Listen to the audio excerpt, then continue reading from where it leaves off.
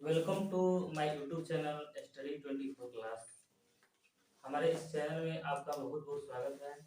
अभी तक हमारे इस चैनल को सब्सक्राइब नहीं किए हैं तो कृपया इसे सब्सक्राइब कर दीजिएगा तथा उसके बगल में एक बेल का आइकन होगा, उसे भी दबा दीजिएगा ताकि मेरे आने वाले हर वीडियो का नोटिफिकेशन आपको मिलता रहे। तो चलिए शुरू करते हैं आज की क्लास। आज की क्लास में हम लोग देखेंगे दिल्ली सल्तनत के बारे में। दिल्ली सल्तनत में हम लोग 5 वंश का शासन पढ़ेंगे। इसमें पहला वंश है आपका गुलाम वंश, खिलजी वंश, तुगलक वंश, सैयद वंश, लोधी वंश।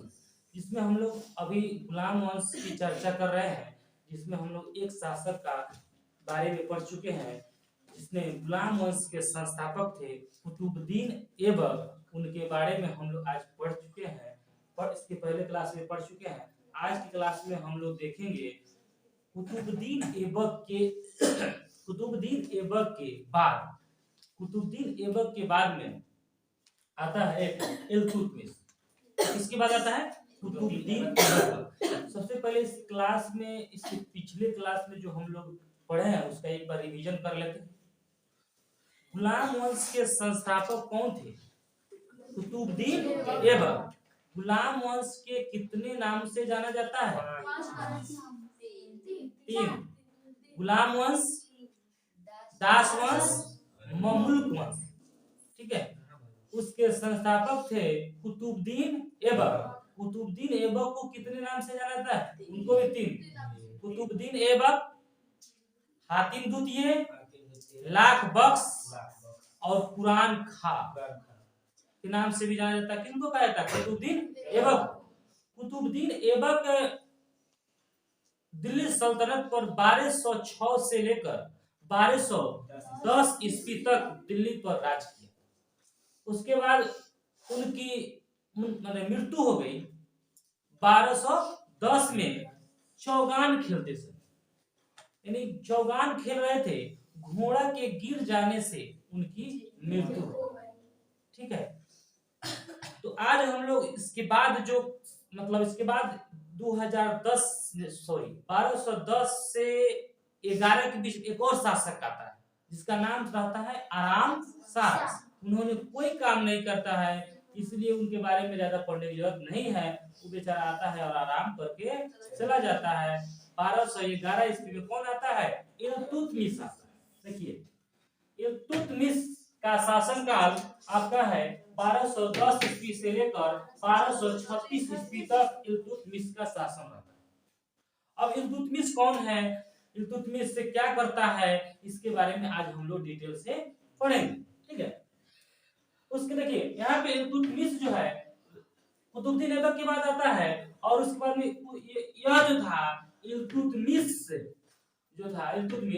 ऐबक का दामाद, यानी कुतुबुद्दीन ऐबक का दामाद था कौन? इल्तुतमिश। इल्तुतमिश ऐबक का दामाद था। यह इलबारी तुर्क था, माने ये भी तुर्क के रहने वाला था। इल्तुतमिश भी तुर्क के रहने वाला था। ऐबक की मृत्यु के समय, जब ऐबक की मृत्यु हुई, जब चौगान वो खेल रहे थे, घोड़ा पर से गिर जाने के कारण जब उनकी मृत्यु होती है, तब इनका दामाद जो है इल्तुतमिश बदायूं एक जगह है, बदायूं का गवर्नर था। मतलब वहां पे एक पोस्ट पर इन्होंने था, जिस पोस्ट का नाम है गवर्नर। बदायूं का गवर्नर कौन था? इल्तुतमिश, यानी ऐबक का दामाद।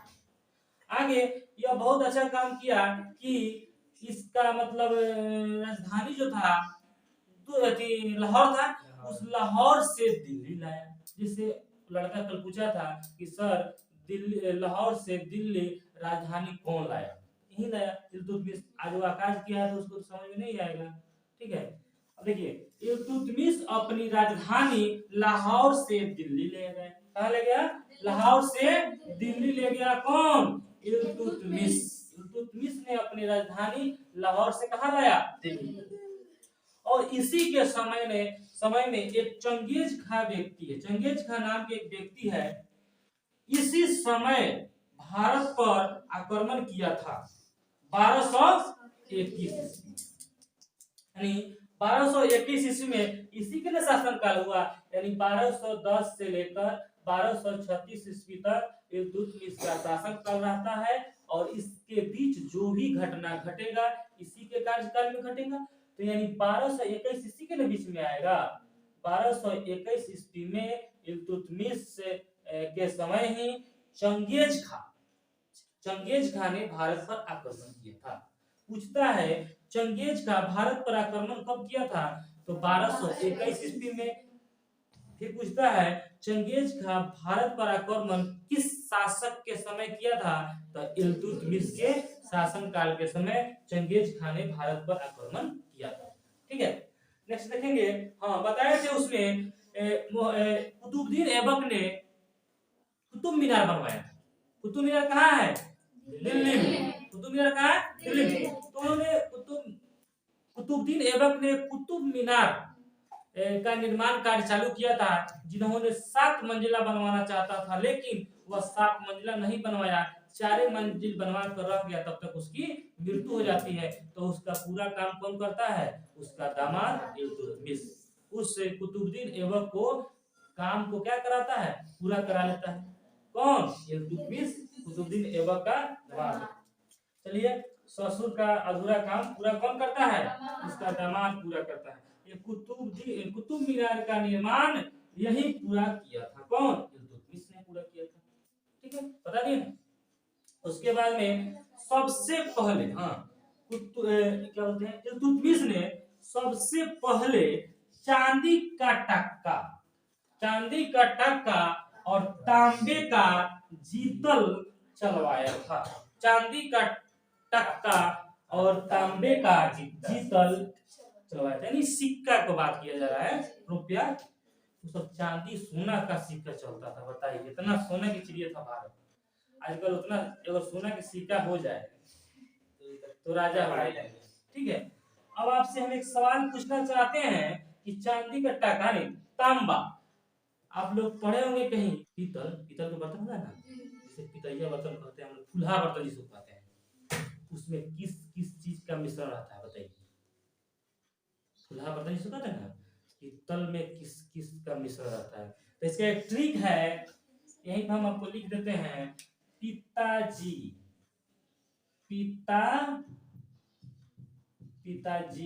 एक ट्रिक है। ठीक है, मैंने पीतल पीसे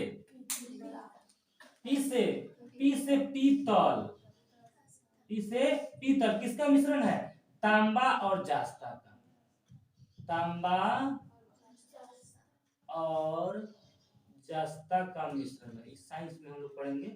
पीतल अगर पूछा जाएगा पीतल किसका किसका मिश्रण है, तो तांबा और जास्ता का। ये ट्रिक है। पिताजी यानी पी से पीतल, किसका मिश्रण? तांबा, तो से तांबा, जी से जास्ता। तांबा और जास्ता का मिश्रण है पीतल। एक फुल्हा बर्तन नहीं कहते हैं, या शादी में 5 को फुल्हा बर्तन देना पड़ता है, वही के बाद। चलिए अब आगे नेक्स्ट देखते हैं। इन्होंने इक्ता प्रणाली चलवाया था। बहुत इंपॉर्टेंट है, ये सवाल में पूछता है इक्ता प्रणाली को किसने चलवाया? इक्ता प्रणाली को किसने चलवाया? तो इल्तुतमिश ने इक्ता प्रणाली चलवाया। कौन? इक्ता प्रणाली चलाया। एक और था, यहाँ पे आप देख रहे हैं, तुर्कान ए चिहलगानी। देख रहे हैं ना, तुर्कान ए चिहलगानी। इसमें प्रश्न ऐसे पूछेगा, तुर्कान ए चिहलगानी का संगठन किसने किया था? तुर्कान ए चिहलगानी। देखिए, तुर्कान ए चिहलगानी, इसको नाम याद करिए, तुर्कान ए चिहलगानी। ये क्या होता है? यानी 40 गुलाम सरदारों का एक संगठन होता है। माने इल्तुतमिश ने अपना 40 को गुलाम मतलब 40 को नौकर, गुलाम मतलब नौकर, 40 को नौकर का एक संगठन बनाया था, जिसका नाम था तुर्कान ए चिहलगानी। मतलब एक टीम नहीं बनता है, कोई टीम बना दे, उसी तरह एक टीम बनाया था 40 सरदार का, 40 गुलाम सरदारों का एक टीम बनाया था, जिसका नाम था तुर्कान ए चिहलगानी। कोई काम करता वो मतलब इस टीम को भेज देता था, ये काम करके चले आ। तो ये पूछता है, बहुत प्रसिद्ध है, तुर्कान ए चिहलगानी क्या था? ऐसे पूछेगा तुर्कान ए चिहलगानी क्या था, या तुर्कान ए चिहलगानी किसने चलवाया था। तो तुर्कान ए चिहलगानी इल्तुतमिश ने चलवाया था, और वह क्या है 40 गुलाम सरदारों का एक संगठन, एक टीम। ऐसा समझ। फिर पूछेगा इक्ता प्रणाली किसने चलवाया, इक्ता प्रणाली किसने चलवाया, इल्तुतमिश ने। ऐसा समझ में। इस तरह से हमारे साथ याद करते चलिए कि आगे आपको याद करने की जरूरत नहीं है। एक और काम करता है, शुद्ध अरबी का सिक्का चलवाता है, एकदम शुद्ध अरबी का सिक्का इसने चलवाता है, कौन, इल्तुतमिश ने। इस तरह से इसका कार्यक्रम खत्म होता है। इसके बाद आता है, इसके बाद जस्ट आता है 1236 के बाद रजिया सुल्तान। यह बहुत प्रसिद्ध व्यक्ति है।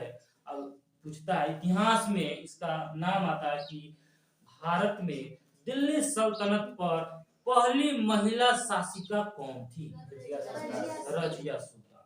दिल्ली सल्तनत पर पहली महिला शासिका कौन थी, रजिया सुल्तान।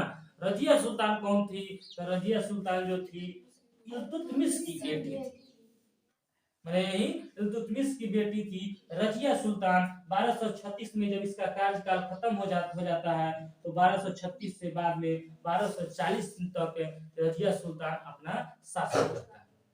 तो इस तरह से रजिया सुल्तान कौन थी, इल्तुतमिश की बेटी थी, और रजिया सुल्तान जो थी प्रथम महिला शासिका थी दिल्ली सल्तनत, प्रथम महिला। इसलिए इनको बहुत लोग अभी तक भी या पूरा मतलब इनको लोग याद करता है कि प्रथम महिला शासिका।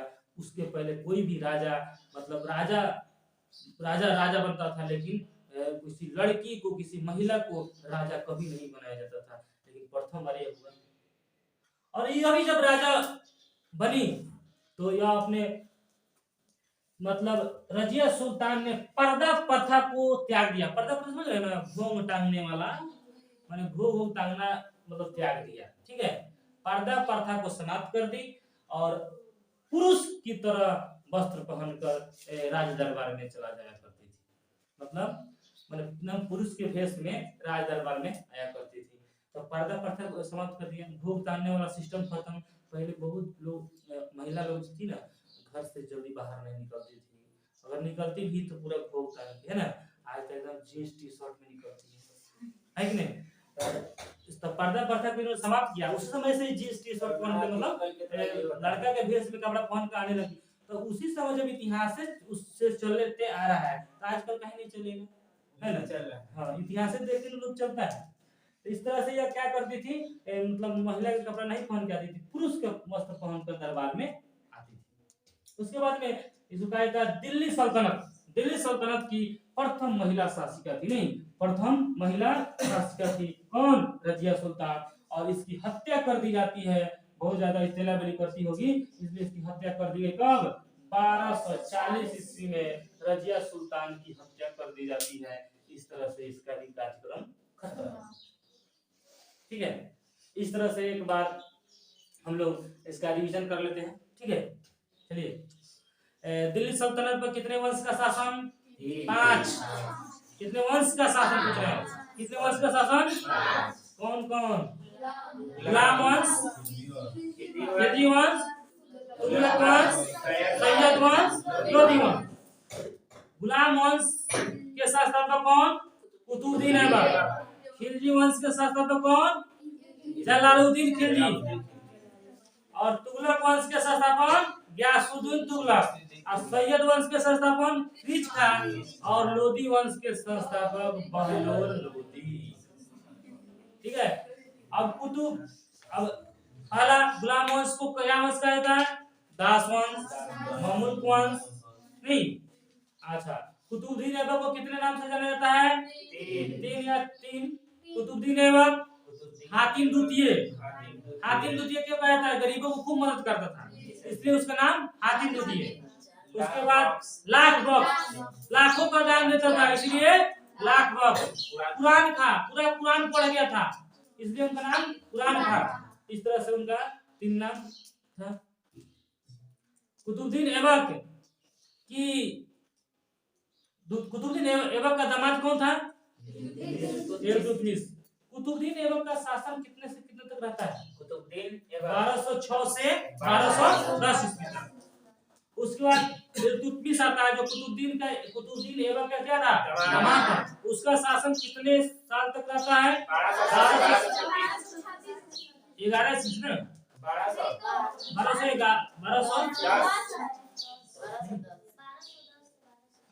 1210 से 1236, यानी एक साल आराम से रहता है, उसको नहीं गिनता है, आराम से भी रहता है, ठीक है। उसके बाद में रजिया सुल्तान आती है। रजिया सुल्तान का शासनकाल 1236 से 1240 ईस्वी तक। 40 में रजिया सुल्तान को हत्या कर दी जाती है। और तुर्कान चिहलगानी किसने चलाया था? इक्ता प्रणाली किसने चलाया था? रजिया सुल्तान कौन थी? जब ऐबक मरा था तो ऐबक मर गया था तो इल्तुतमिश कहाँ का गवर्नर था? बदायूं का। बदायूं का गवर्नर था। उसके बाद में चंगेज खान कब आक्रमण किया था? 1221 ईस्वी में। किसके समय में? इस तरह से अगर वीडियो आपको अच्छा लगा है तो लाइक करिएगा, पसंद आए तो इसे शेयर भी करिएगा अपने दोस्तों के साथ। चलिए, जय हिंद, जय भारत।